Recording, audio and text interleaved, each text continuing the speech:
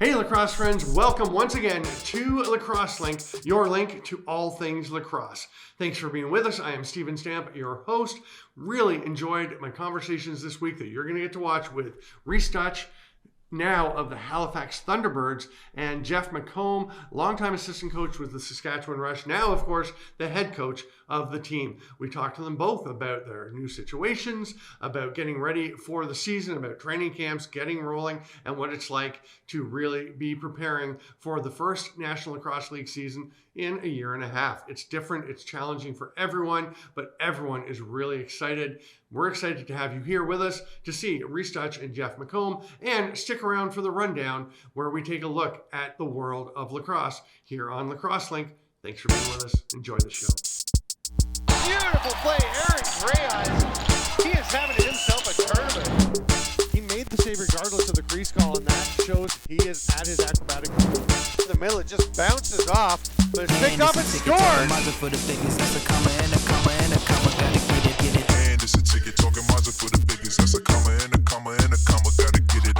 Welcome to Lacrosse Link, Rhys Duch of the Halifax Thunderbirds, and it's always strange when you have somebody who's been with the team for such a long time, or even though you weren't with Calgary that long, but and then you're going to a new club. It sounds strange for us. I'm sure it does for you. Welcome to the show. Yeah, no, I mean, exciting for sure, but definitely new. I mean, it's less than a week old, so.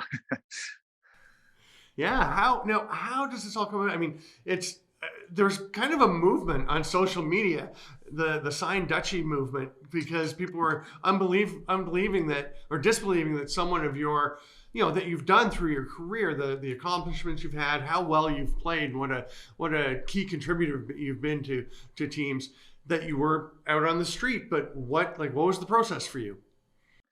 Yeah, I mean, to be, I'm not really sure how it all works behind the scenes, but Kurt Stires, the owner of the Thunderbirds, said that he didn't even know I was a free agent. So I'm not sure.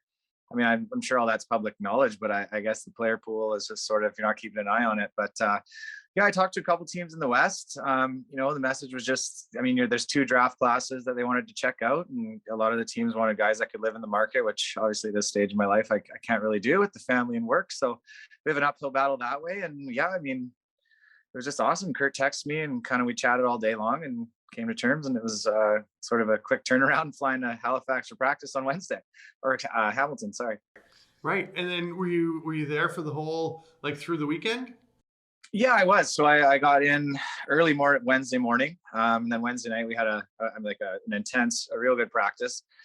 Certainly didn't ease into getting my feet back under me, but it's exactly what you need with the season approaching here. So it was a tough one. Then I had a couple of days to get my workouts in, some shooting, and then we had the scrimmage on Sunday. So normal weeks, are they practicing Wednesdays? Will you be able to be at practice, or are you just going in for weekends? Yeah, for the most part, I'll be weekends. They do practice during the week, kind of as a standard. It'll depend on the travel schedule, though, and then where I guess we got to sit down and discuss schedule, but I will be, I'll be as much as I can. I know we practice on the Monday before our first home game there in Halifax, so I'll be at that. And it's just going to be a little bit of juggling with work, family, and the team, but we're all sort of in agreement, and we got to make the best of it. And in case anyone's wondering that isn't familiar, it's not unusual, even for teams that do tend to practice during the week, to have some players who aren't at all the practices, right? I mean, it's not like it's an unprecedented move that you might miss some practices. Yeah, I mean, obviously the preference for all teams is to have everybody there, but given the blue collar nature of the sport, not everybody can kind of live where you play. So we're going to make the best of the situation. So it's going to be exciting to be back on a roster and get out and get on the floor. I mean, for everybody, there was so much waiting and such a long delay between seasons.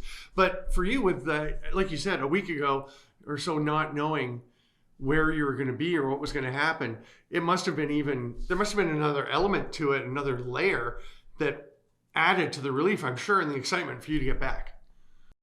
Yeah, I mean, it was, I've done my best working out with a trainer here, Dan Mockey, in town, and I, just kind of staying ready. I had good chats with Milwaukee and Calgary, and that was one of the teams I had good discussions with, and he just kind of, as a mentor and a friend, sort of made sure to just, stay ready. It's going to happen. It just depends on camp and the circumstances around it all. And yeah, I mean, it was a little bit disheartening when camps were starting and I wasn't at them yet, but it just made it that much more exciting. And I just really just build an appreciation for something, when you feel like there's an outside chance you might have lost it. Right. How'd the weekend go getting back in when you did get there? What was it like being back on the floor and winning it?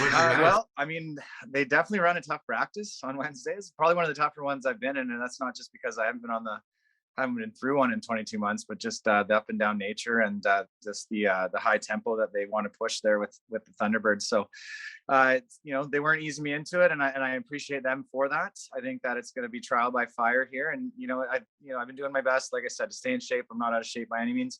It was great to get stick in the hands in gameplay situations. Obviously the result of the scrimmage wasn't exactly what we were looking for, but there's a lot of good things that happened on the floor, and again, it was just good to get the reps in. Do players or coaches put much stock in scrimmage results? It seems when I see results from preseason games, scrimmages, I almost ignore the score and just think, try to find out about, what things happen, how teams are feeling about the way things are going, and don't worry about the score. But you never want to lose a game, but they only had me on the schedule to play the first half of the scrimmage, and then, it was a 1-goal game at half. And I had talked to the coaches and asked if I could play the second one. Just the competitive nature comes out in you, and I think that's the nature of the beast with not only lacrosse but all sports, especially when you play at a high level. So, at the end of the day, does the score matter when it comes down to the season? No, but I don't think you ever step onto the floor as a competitive lacrosse player and want to be on the losing end. One of the fascinating elements of you signing in Halifax is just the depth of righty forwards already on the roster. What's it like in that group, and how is the competition going? Do you have any sense of how they're planning to use everybody? Yeah, well, I think it's a dogfight on the right side for sure. I think you got your staples and Keogh, but they do carry a larger amount of O guys than, say, compared to a lot of teams. I think they'll have at least 4 on the active and maybe even 1 in the practice. So it's deep on the right side with numbers, but they run in larger numbers than, say, a typical team would as well. So there is spots to be had, and the competition is kind of what creates a good camp. What sense do you have of the club? Obviously you would have been aware of how good they were last year, that they had a very good season. They were, right there with everybody, one of the better records, and they certainly it sounds like they feel very good about their chances going into camp. What was the sense of confidence that you got at the camp with them as a guy just stepping in at the last minute? Yeah, there's a lot of guys in the locker room I've played with before, having played in Six Nations, 9 years ago now. So it seems like forever, but it does also seem like yesterday. So it wasn't uncomfortable walking in the locker room. It was a ton of faces that I've seen before, coaching staff that I'm familiar with.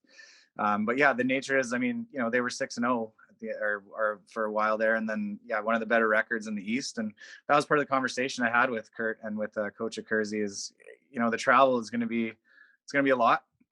Those of you with kids, though, appreciate the quiet time. I am, but it's worth it, man. You're kind of jumping onto a team that's already a top competitor in the East, if not the best team in the East. It's a little bit biased, obviously, with my answer, but it's a confident group, but they're not overconfident. They understand, like I said, that practice on Wednesday was a tough one, but everybody there appreciated the toughness of it. Nobody was complaining. Everybody just put their head down and grinded and worked hard because they know that's what it takes to have that sort of record. So it's a confident group, but appreciative group. I really appreciate you coming on, taking the time, setting this up and coming on. I know you're got other things, like you're going to coach your son's team you mentioned. So thanks for your time. Good luck with the season, and enjoy it. Yeah, no, thanks for having me, Stamper. It's good to chat with you again. Good to catch up. Bye for now.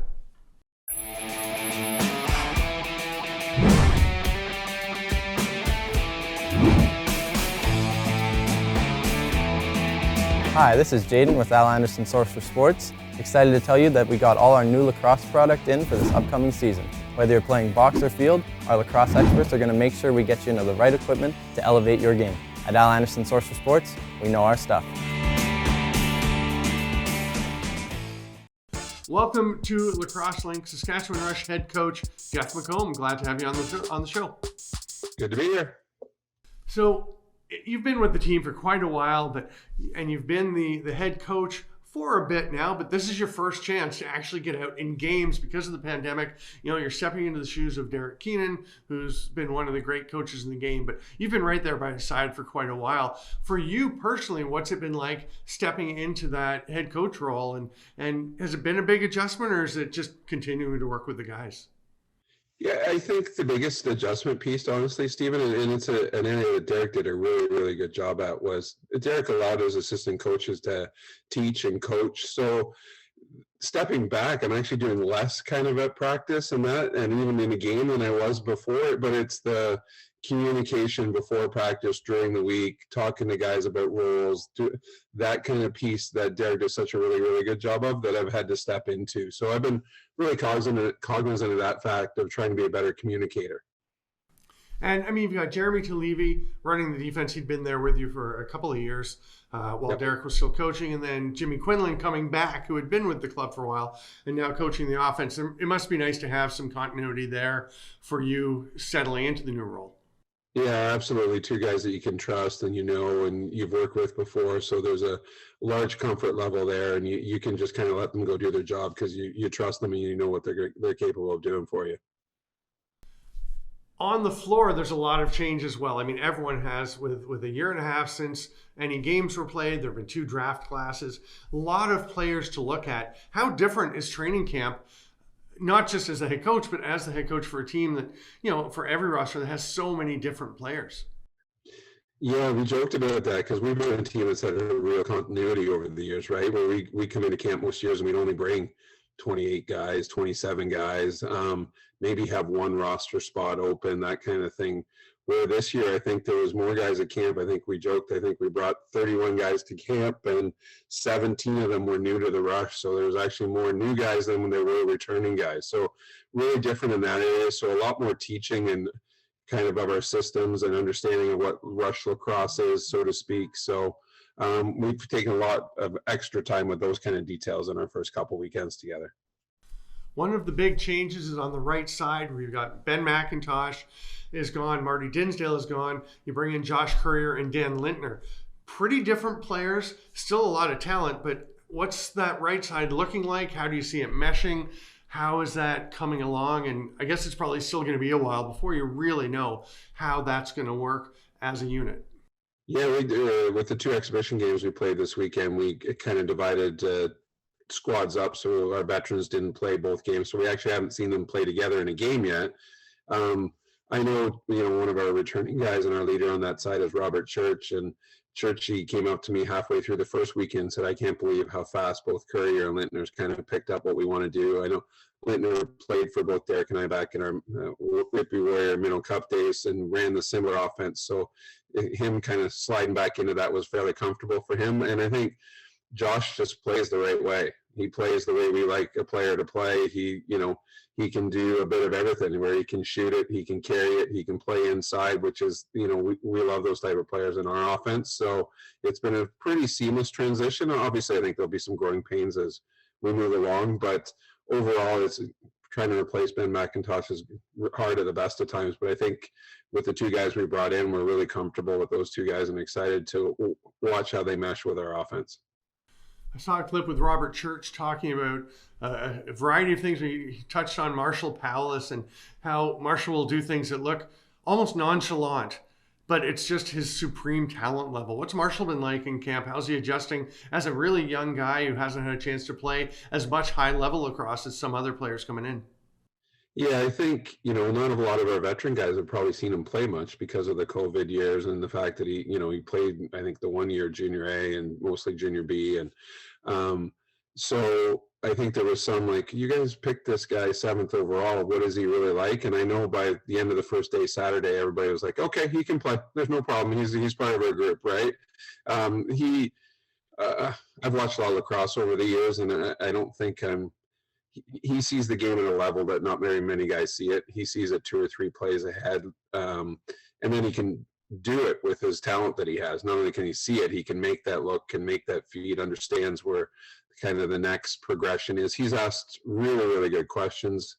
in trying to learn our offense. The questions are always exactly on point and something that, we probably need to detail for him. So really happy with his progress. He made a couple plays Saturday night in the exhibition game, inside passes that were just ridiculous, and scored a nice goal. And, he's a young guy. He's kind of quiet and still feeling his way around and that, but he meshes with our group, I think, really well offensively. And I don't know how you keep him out of the lineup. Like, he's that talented.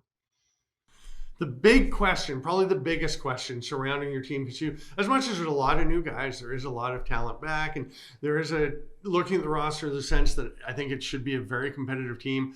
But you lose Evan Kirk, you have Adam Shute as the guy, and I remember talking to Derek Keenan a while ago and saying, what do you, with Kirk gone, what do you do in terms of, are you looking for somebody? And he said, no, Shooter's good. We trust him. We believe in him.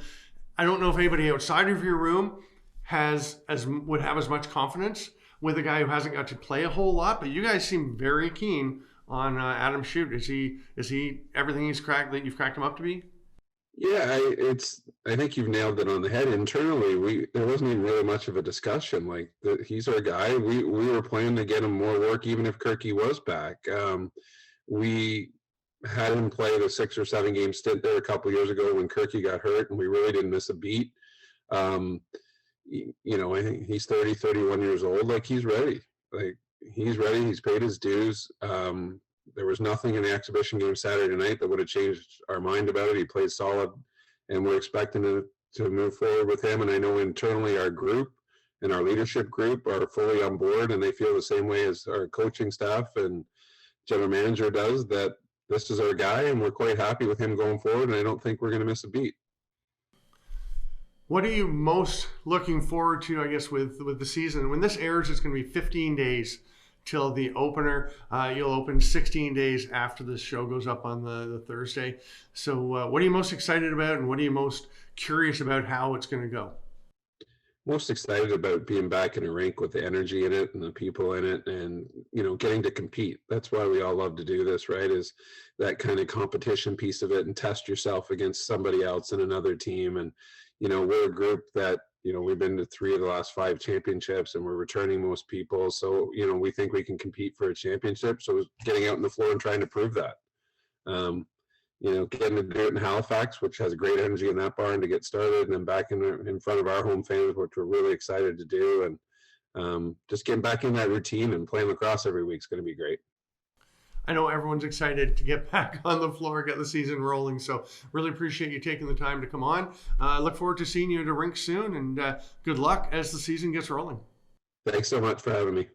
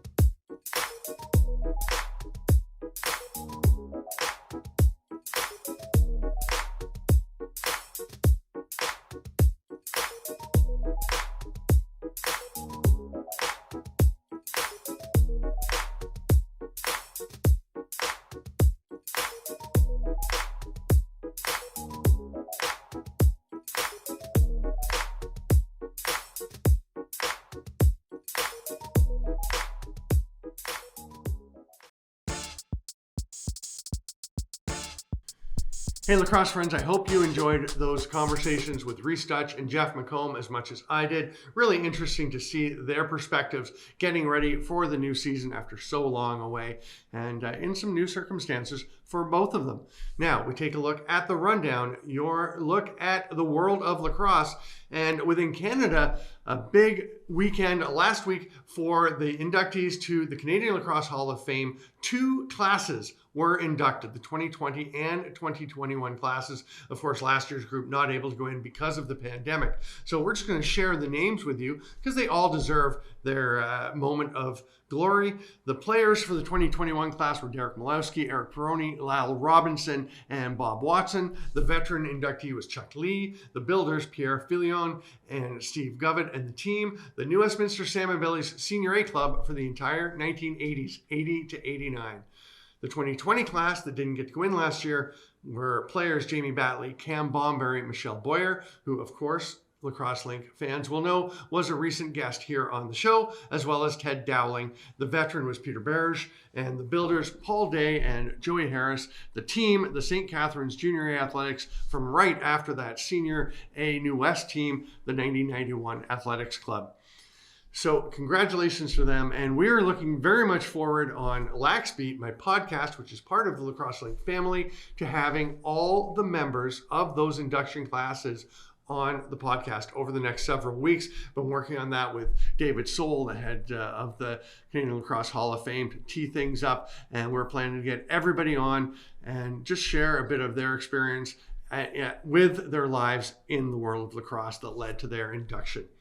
Last weekend, I was down in Messina, New York to do play-by-play for the U15 and U17 IIJL World Championships. And it was a bit of a different event than what was expected. Originally, it would be a U15 and a U17 separately, with quite a few nations taking part in each. It wound up, because of pandemic protocols and limitations on travel, it wound up being the two events together, Canada, the Haudenosaunee, and US, all at the event in the U15 and U17 categories.